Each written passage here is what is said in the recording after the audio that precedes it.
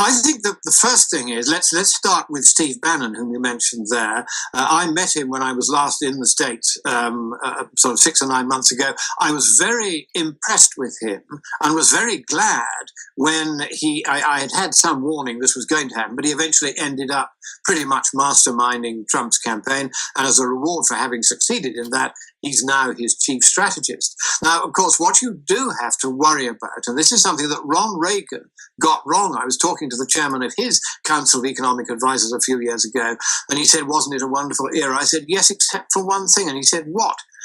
I said, Ron Reagan reduced taxes, but he didn't reduce the spending of the federal government as well. And you have to do both. You cannot do the one without the other, or you will increase what is already a desperately serious problem, both sides of the Atlantic, and we've got to be very clear about this. It was the one sensible thing that any of the lefties on that panel at King's College said. One of the lecturers who was on their side, he said the biggest crisis that's coming is a crisis of over-borrowing by governments. I was amazed that a left-winger was now willing to what we can say is that it will happen. There's now no way out.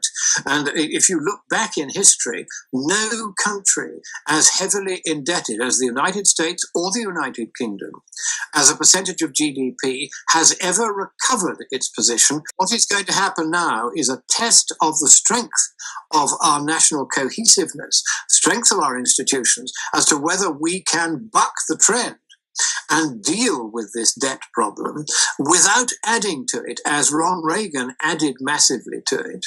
And Margaret Thatcher began by adding massively to it simply because the previous government had made spending commitments that it took us time to undo. When we did undo them, we, for the first time in 200 years, started paying back the national debt. And there was virtually no political opposition to this. If you do it right, it's one of the things I very quietly did while I was in Downing Street. It was so that we were making these massive cuts and people didn't even miss the fact that we were no longer spending things. And that's the trick. If you're going to cut taxes, as we did under Margaret Thatcher, you must also cut the spending. And this is where I slightly worry that Trump is saying we can do it all from the supply side. We can just allow lots of money into the economy and hope that everything takes off and then the greater tax revenues will bail us out. That has never worked. It never will work.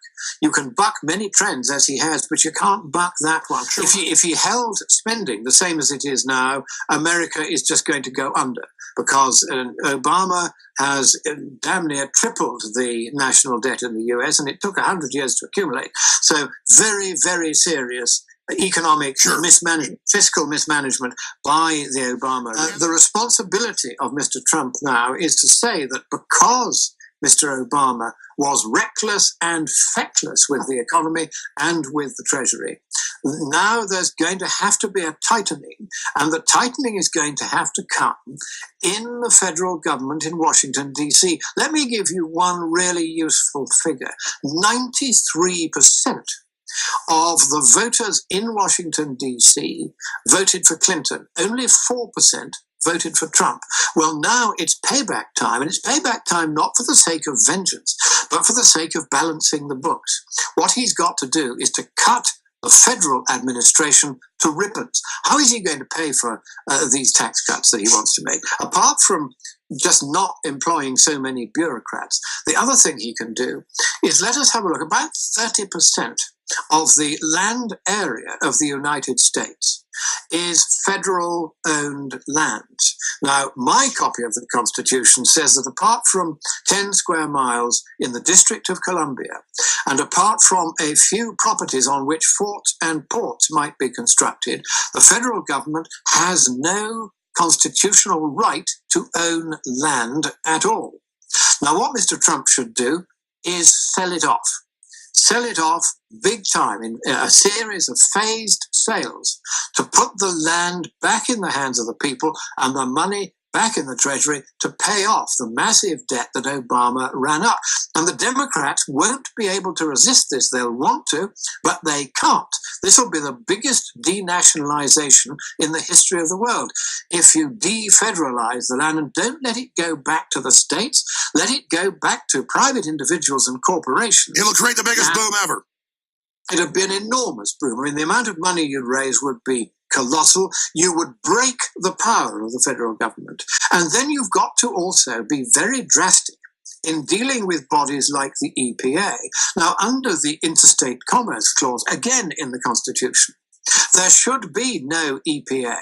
The EPA is a constitutional abortion. It shouldn't exist. For instance, they should be monitoring pollution and so on, but that should not be done federally.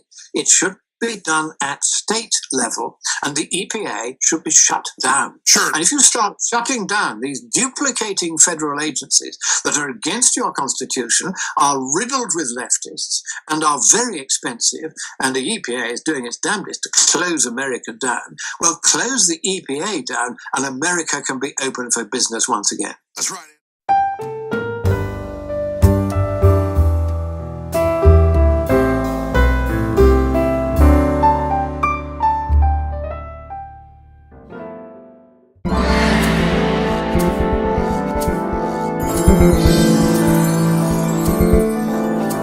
Thank you.